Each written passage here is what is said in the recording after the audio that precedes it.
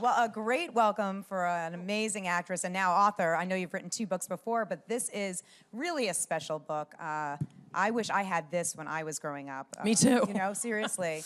Can you talk a little bit about, you know, just the impetus for a book like this written for young girls, really? Well, let's see. I play a scientist on TV, and I'm a scientist in real life. So I'm sure you can imagine there have been, you know, many people who have said to me, let's put your face on a book about science for girls. And that notion didn't really feel, I guess, authentic to kind of who I am and what I believe as a scientist and as a feminist. Like, I didn't just want to be a celebrity with a face on a science book, but I have a website called Grack Nation, and I had written an article about the Big Bang Theory episode where Amy and Sheldon have coitus for the first time. And yes.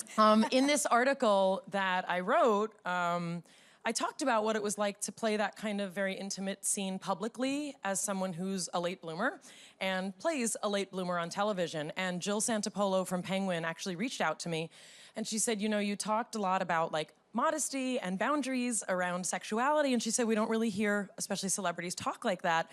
And she said, would you be interested in writing a book that kind of talked to girls from this sort of perspective? Because I wasn't coming from a religious place or a political place. And I said, well, I would love to do that, but what if we made it kind of a general encyclopedia of being female from a scientific perspective, from the perspective of me as a female who never really fit in as a girl, doesn't really fit in as a woman a lot of the time. And that really was kind of how the book came about. So a scientific perspective, also kind of a sociological perspective, like what do we do in our culture versus what do other cultures do, with a special emphasis on things that in the 21st century we need in books, whether we like it or not. You know, things about mental health and eating disorders, in addition to kind of the basics about like your chromosomes and puberty and all that fun stuff. Yeah, it really runs the gamut. And through it all, we learn a little bit about you, right? Yes, we do. Yes. Was that a comfortable place for you to put your, right? No, I mean, you know, sharing part of yourself, as we do, as sort of, you know, performers or writers or, you know, artists in general, that's a vulnerable place. And I've sort of, you know, it sounds so contrived to say that I've, you know, created a brand that is so authentic, because that sounds inauthentic, but it really is that I'm just a very, you know, I'm an authentic person. I don't have another way to be. So that's sort of what I have put into everything that I've done, whether it's my website or even, you know, acting and writing. And my feeling also is, you know, I don't share every single intimate detail of my life. It's not that kind of book. My sex life hasn't been that interesting that I need to really like talk about it like that. No, but I think like, you know, when I try and imagine what might be helpful to a young audience, also to understand from a chemical perspective and a hormonal perspective, you know, what is love? What is attraction? Why do we find some things attractive and other people don't agree? Like there's actually scientific answers for that I think is important in an age-appropriate way to educate girls and boys about. You mentioned that you were a late bloomer. Yes. Yes, and you are a late bloomer on the show as well, The Big Bang Theory. You have a late blooming relationship, essentially, too. What do you think are the benefits of being a late bloomer? Could you talk a little bit about that in the book? Yeah, I mean, I talk about that in the book, and I should also, you know, couch this by saying that I also talk about that that's not the only way you have to be. I didn't want to write a book that sounded like a scolding mom, you know, like don't have sex till you get married, you know, because A, that's not for everyone, and B, it's not really socially relevant for a lot of people. And there are plenty of books that will tell you not to have sex, you know, till you get married. I make a pretty good argument, you know, why you should wait, but that's just, you know, sort of how I present it in growing up. But in terms of being a late bloomer, you know, one of the things I talk about is I'm a very, very sensitive and emotional person. I feel things very, very deeply.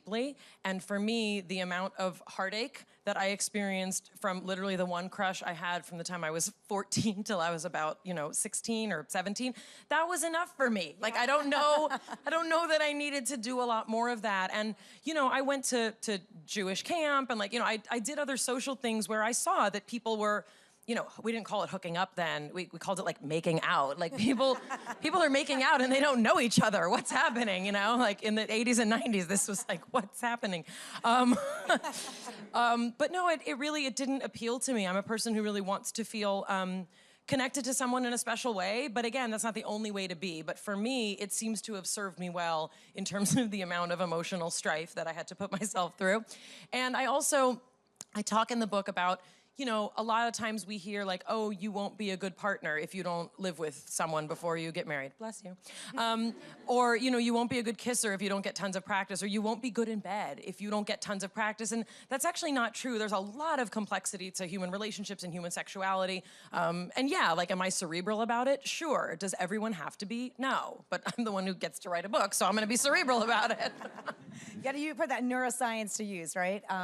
So while you were growing up during this time where you had that crush, you were also on a very big television show, Blossom, but somehow you were able to navigate both worlds, like being a semi-normal teenager, it seems, and then also living in that forward-facing space. How did you grapple with that growing up? It was complicated. You know, I was never really sort of the typical Hollywood teen actress. I'm not really a typical Hollywood adult actress either. So that never felt like a comfortable place to be. Fame didn't feel good to me. I mean, it didn't necessarily, sometimes it felt bad, you know, when you're a teenager and you want a lot of privacy and you don't really know who you are or what your purpose is, you know. To have yourself kind of on display constantly is complicated. And also that's part of what I talk about in growing up, especially in terms of body image and my sense of myself. You know, when you're on display as a woman in particular in this culture, it is very different. And from a young age, it does impact you. But, you know, I think that I managed it as well as I could. My parents were very strict, and for me that worked well, you know, to have a lot of structure to my life. But I did. I tried to have sort of a normal life. But kids in my school, I was in a very academically rigorous set of programs, and no one really thought it was cool that I was on TV. It was actually kind of a source of like, ugh, you know, who does she think she is? And my answer was like, no one in particular. I just want to join chess club, you know. Like, so I think there were a lot of kind of misperceptions, and navigating females has always been hard for me because, well, now there are like names for it, you know, like I was just kind of like a tomboy, or I was like a boyish female. Now I see that on the gender spectrum, like there's fluidity, you know, and I wasn't interested in a lot of things that other girls were interested in. So I think the fact that I was so set apart already, I had strange interests, you know, I liked to read strange things and I liked strange music. I liked strange boys, you know, this boy I had a crush on, no one really understood him and I did. Anyway, so I think being on a TV show kind of further added to that, like, oh, she's super different. And, you know, for anyone who remembers what it's like to be 14, like, different's not so good, you know, for the most part. But now, like, as you're growing up, you look back and it's, in a way, you've made, like, the nerddom is kind of cool, right? I've made a whole career and identity out of my weirdness. Cool, yes, right? Thank you. But that's what the allure is on The Big Bang Theory. It's, you know, I think that's what resonated so many years. I mean, why do you think that show has resonated with so many fans all these years? You know, I think that we're a show that really talks about how the other half lives, as it were, and I think it's probably more than half of us who feel some sense of isolation or differentness. And you know, I grew up, and for those of us who grew up, particularly in the 70s, the 80s, the 90s, you know, we grew up with TV shows and movies that really depicted like attractive people, like coupling up in different permutations. Like most of the shows, like 90210 and all these things that were like so important to me because they were on TV and it was so popular. It was just like attractive to be like, oh, this one had sex with this one. Like, that's not what most of our lives are like. And so I think The Big Bang Theory is really showing a group of people who have their own sense of, you know, social success, and they revolve in their own circles, but we're also dealing with a group of people who are, you know, many of them in psychological or psychiatric terms might be people who we would normally talk about labeling or medicating, and we don't talk about that on our show. We talk about people really learning to work within their differences and appreciating each other, you know, for their differences, even though, sure, they get on each other's nerves. And in particular with Amy and Sheldon, I would argue it's the longest running, you know, before we had the coitus episode, the longest running non-sexual but romantic, intimate, meaningful relationship that I've seen on television. And that meant a lot to me and to Jim. Yeah, sure. And you play a scientist on the show. And to nerds everywhere. Yeah. And you have a PhD yourself, and how much of that plays a role in who you are on the show, and does it make it easier for you to kind of grapple or, you know, understand the script versus, you know, the next person? So that makes it sound like I'm not a good actress, that I have to be the thing that I'm playing. I like to point out that none of the other actors who play scientists need a degree in science for them to be convincing. Maybe I did, and that was really why Bill Prady was like, oh, we better hire a scientist if, you know. it does make it easier to memorize things that are familiar terms, yes. I do have a vocabulary for certain things that will technically come easier to me. And someone said that they interviewed Jim Parsons, and they were very surprised that he doesn't remember any of the science terms that he's had to say. And I think it was Johnny Galecki who once said yeah, it's just like a string of phonemes put together that make up words, but it doesn't have meaning if you're not really invested in physics per se. So yeah. But there have been, through the years on the show, there's been a couple of Easter eggs. There was one Easter egg on the show where it was a little throwback to Blossom and Joey. What's an Easter egg? It's a little bit nugget of secret thing. I feel so unhip right now. No. It's a little secret thing on the show, on a whiteboard. They mentioned me, yes, right? Yes. I was told about this. Yes, it was a Blossom, Joey Lawrence Easter egg. Does that ever happen more on the show that you're not aware of? Now that I know that there are Easter eggs, yes, it happens all the time. Are there any throwbacks to anything like that? I'm trying to think. No, I mean, our writers are very, very clever, and many of them are geeky and nerdy and fun. So there are things that they do that are fun. Chuck Lorre's very clever with words. He's very clever with concepts, as is Bill Prady and Steve Milaro. Those are our executive producers. None that I can think of. The one about me I had heard about. Okay. That was one that I had heard about. I'm trying to think. No, I mean, we just do, there's a lot of Trekkie stuff kind of all over. And there's a lot of stuff also in the sets. Carol Ann Soucy, who played the voice of Wolowitz's mother, who passed away, we actually have a photo of her on the guy's refrigerator, and that's something we always keep there. So there's little things also, physical kind of Easter eggs. Yeah, Am I using that expression counts. right? That totally counts, totally. Do I sound hip? You're hip. All right, so I fooled these people. They're all in. They're all in on the Easter eggs. Last week we saw some big news for your character heading off, spoiler alert, to Princeton, really, for a fellowship. Right, that was the penultimate episode of season 10. Yeah, and so now we're about to see the finale. Anything you can tease about the season finale? What if I spoil it for all of you? No, I'm just kidding. I won't do that. Yeah, the season finale is very final. Our writers took a very big risk that honestly, I was even surprised that they took. I don't know what's going to happen next year, and that's the truth. I won't know until literally the night before we start rehearsing the first episode of season 11. But yeah, the writers took a very big risk. It's emotional. Grab a tissue. Oh, I like it. All right. Now we got to tune in Thursday night. That's for sure. So looking ahead to seasons 11, 12, you have no idea. It's one of those things where No. And honestly, I don't really feel like I need to. The job of being an actor is to take someone else's art and make it your own by saying those words and making people believe them. But I'm not going to say that I don't care, and it's not like, oh, I make so much money, I don't care what happens. No, it's literally that as an actor, whether you work for free or whether you don't work for free, you don't have something to put out there unless someone gives it to you. So it's really up to our writers. Yeah, it must have been great news hearing that the Big Bang Theory got renewed for 2 more seasons. Did you guys celebrate in any way? Yeah, I mean, it's very exciting, and I think, a lot of it is based on business aspects of the business, meaning there's some statistical modeling that, someone does in an office saying if it's the #1 comedy in America, and they base it on other shows, like if Friends could sustain this for, this long, then this is there's a lot of that goes into it.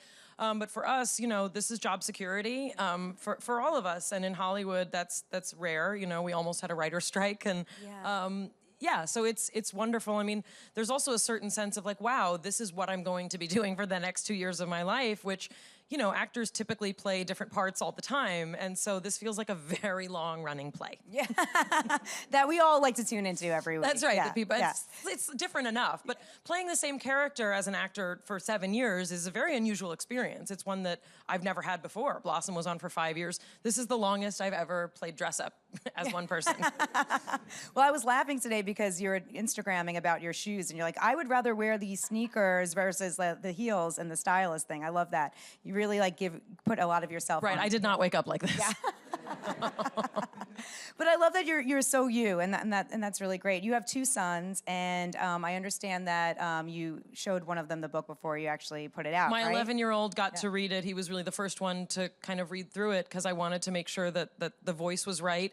And it's not like boys can't read this book. There's a lot of things about boys and about boys' bodies. There is a diagram of the boy's body, just warning everyone. And more diagrams of the girl's body, which the 11-year-old boy did not appreciate. He didn't like chapter 1 at all. He was like, okay, I get it. It's like going through this. Yeah. But what kind of advice do you instill in your sons that you think that whether it's how to treat others or treat girls or women? Oh gosh. I mean, there's a lot of things, my grandparents were immigrants and my parents were civil rights activists. So I'm divorced. My ex and I raised them with a very healthy dose of, politics aside, we raised them with a very healthy dose of your job on this planet is to make it better than you found it. Your job is to uphold the fallen and heal the sick, extend a hand to those in need, and always be aware of race, class, and gender because they are at the root of really all of the problems that many of us see. And so when people say like, oh, you're raising feminist boys, that's what it means. It means that race, class, and gender are ever present. And there is a movement that believes that women have a unique role in combating race, class, and gender. I like to talk about race, class, and gender because I'm an academic person. But there's a lot of values. We raise them Jewish, and traditional Judaism has a lot of values that are consistent with liberalism, meaning liberal values of sharing wealth and welcoming the stranger, and we were strangers once. And so, yeah, they come from a very rich history of civil rights activism as well. I took them to see Hidden Figures with Jim Parsons. They were excited to see someone I work with. But we did that the night after we went on the Women's March. And so we had like a whole conversation about this is what activism looks like now, and this is what activism looked like, and this was not very long ago that people were fighting for rights that you can't even imagine they had to fight for. So that's kind of what it's like to grow up in our houses. They're nerds. They like chess and Star Wars, Well, there is definitely a lot to be talking about right now with everything that's going on in the world. And I also don't want to raise obnoxious liberal children because no one needs more of those in the world. Like, I don't want them walking around like, oh, Trump's so stupid. If there are things that I want them to know about politics and about policy, I think that's important, but I also want them to look at issues in an isolated fashion so they don't become kind of mouthpieces for things that may have more subtlety to them. Right, right. In the book, you talk a little bit about how you sort of had a vision for yourself in some ways when you were young about who you wanted to be when you grew up, and you think that that's something for young people to think about. Can you talk a little bit about that and because you TV star to, neuroscientist to, TV star again, so. Yeah, sorry, I thought of that Mariah Carey song, I Had a Vision of Love. It was all that you'd given me. I think that in a lot of ways at 41, I'm still finding my way. I don't feel like I'm done. And I think that's important for us. I think people didn't tell me the whole truth when I was a kid. I had this notion that like you'd grow up and you'd go to high school and you'd go to college or you'd get a job and like then you'd just live your life and everything would be fine.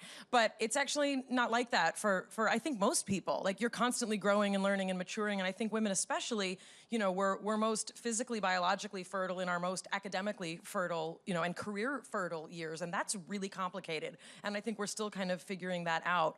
I think that the main vision I had for myself, the main hope I had for myself was that being an adult would be easier than being a kid, because I was the kind of kid who never really liked being a kid. I was ready to like take on the world, I wanted to fix things. Like I saw injustice and I didn't know why people weren't fixing it, So I think that it's easier to be me now that I'm an adult, and that's part of the perspective that I used to write Girling Up.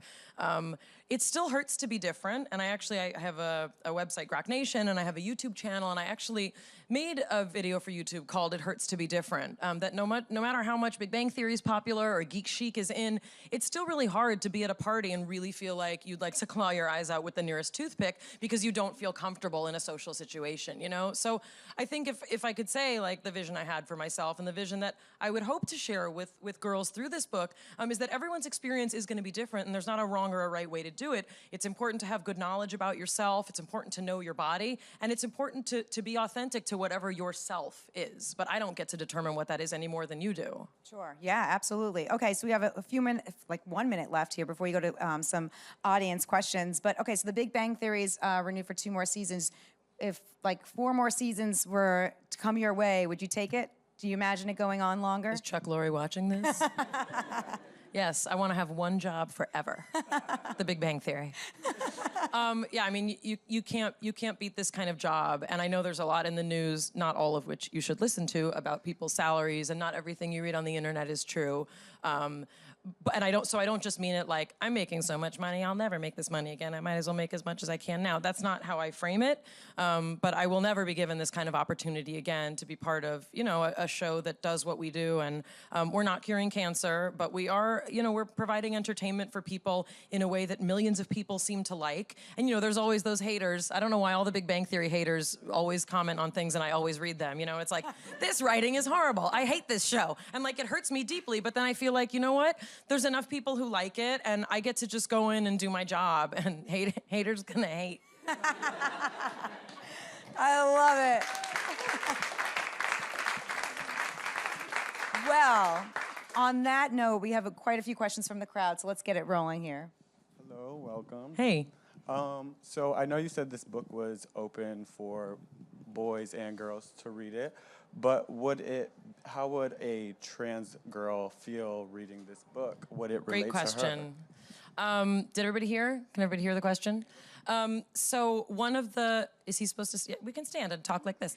I think that there's a lot to the book that is, that does talk about biology and that does talk about hormones. And my thesis was actually in psychoneuroendocrinology. So I specialize in a lot about gender and the hormonal profiles of gender.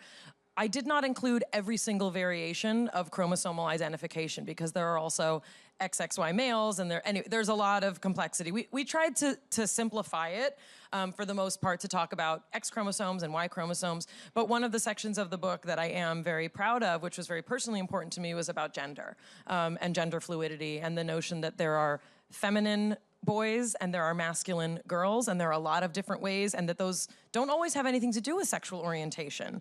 They didn't have those terms when I was a kid. I was just like a tomboy, or like, why, I like superheroes and sports cars and boxing, and my ex-husband likes musical theater. But that has nothing to do with our, with our sexual orientation. And so for me, I'm raising, taking that microphone from you. I'm raising my children to have an understanding of gender that is fluid, and my hope would be that there's so much about relationships and about knowing things to look for in how you view your body and yourself, that I would think that really anyone on any of the gender spectrum should and would be comfortable with this book. And I do present, anatomy equally. And there's also while there's no agenda to make everyone happy about everything that exists in society, I made really clear to lay things out in a non-judgmental way and allow that there are cultures and religions that are not comfortable with certain things, and many people use religion to defend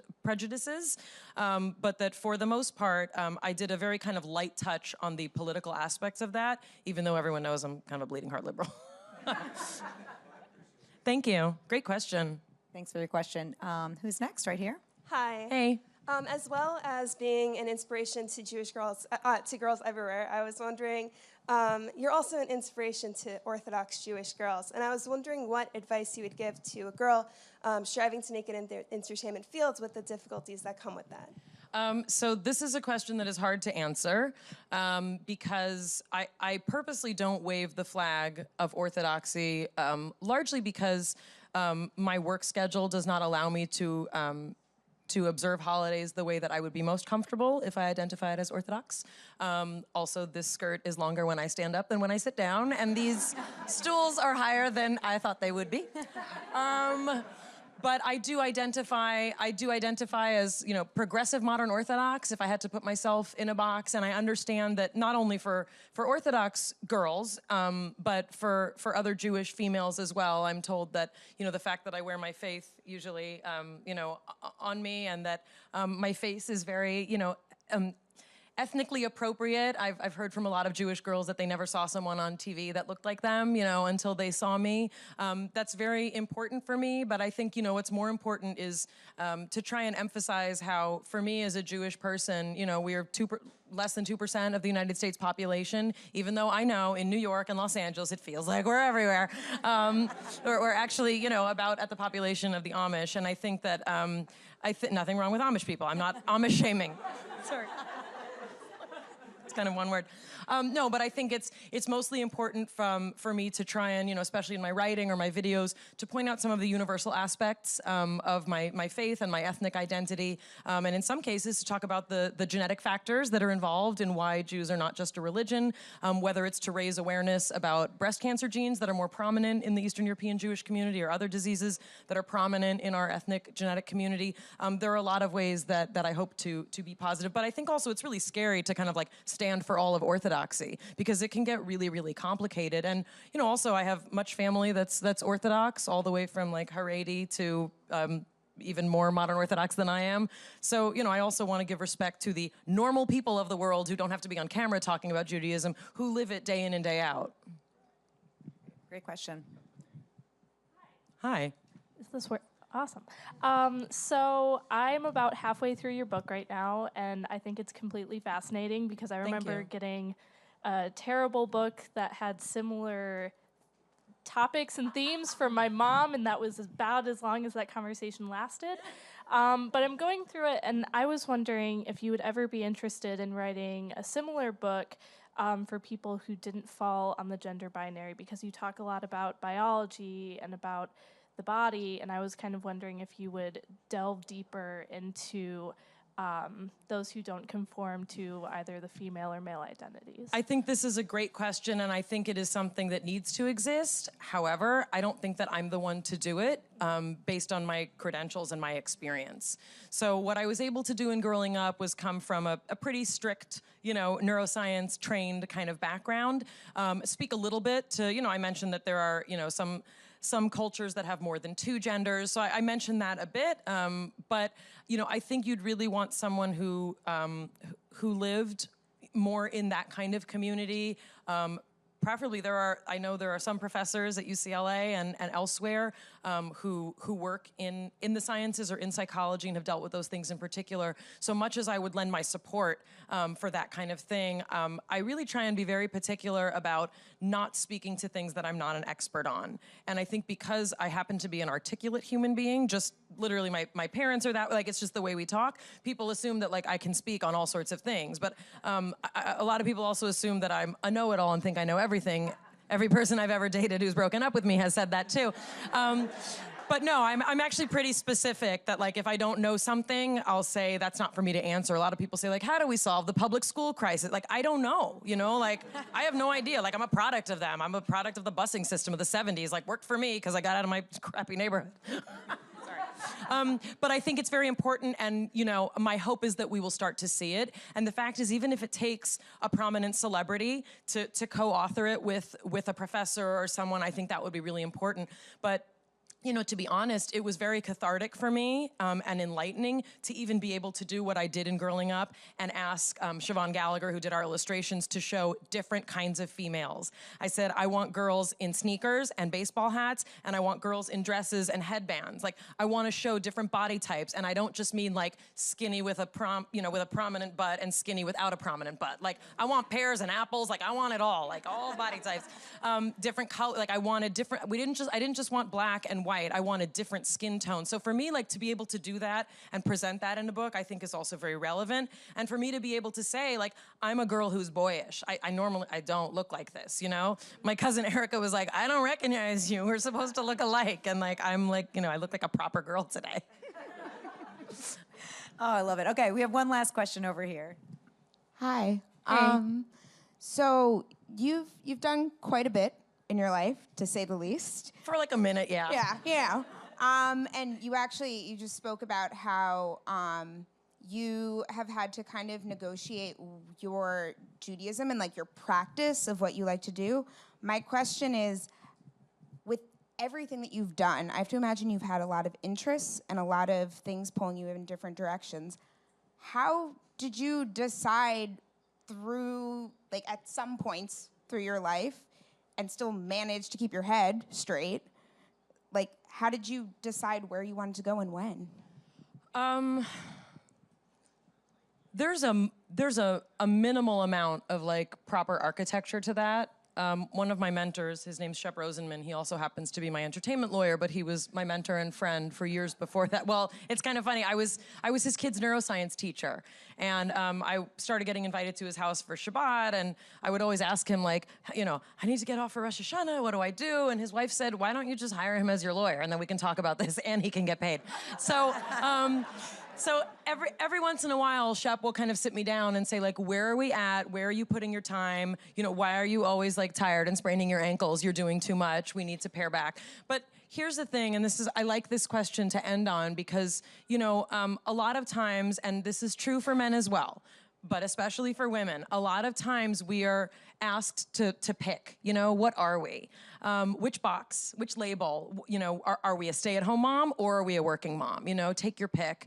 And I think for me that's been really frustrating my whole life because I've never fit into whatever box I was supposed to be put into. Even when I started my website, you know, I was approached by lots of people, marketing people, business people, and also Grok Nation is not a funded or sponsored site because largely for this reason. What are you? You know, are you a women's site? And I was like, I don't know. I'm a woman and I talk about women's things, but that doesn't really make us a women's site. Well, are you a lifestyle site? I'm like, my lifestyle is like Goodwill and like, you know, like it's not that exciting. Like, what's to talk about? And you know, the notion that I have to pick, or that any of us have to pick, or that women in particular have to pick, is really difficult for me. So, what I decided to do is like a little bit buck the system. This is part of my rebellion. I want to talk about issues that I find interesting and that I think other people would find interesting. So I really don't pick and choose. I don't only talk about charities that pay me to talk about them. And I don't only talk about products or issues that I'm paid to talk about. If there's charity work that I think other people could benefit from, I want to talk about it. If there's a fibromyalgia awareness week, I find a writer to write about it. You know, it's Crohn's Awareness Week in May. I'm like, I have 3 friends with Crohn's. We're going to talk about it. So my feeling is like, we shouldn't have to pick. And of course, there are times when I'm spread too thin and I'm exhausted and I keep getting sick, where I realize like I can't single-handedly save the world, but you know, like God help me if I cannot die trying. Thank you. Thank you. The book is called Girling Up. It's out now. Thank you so much, Mayim. Thank you, Lauren.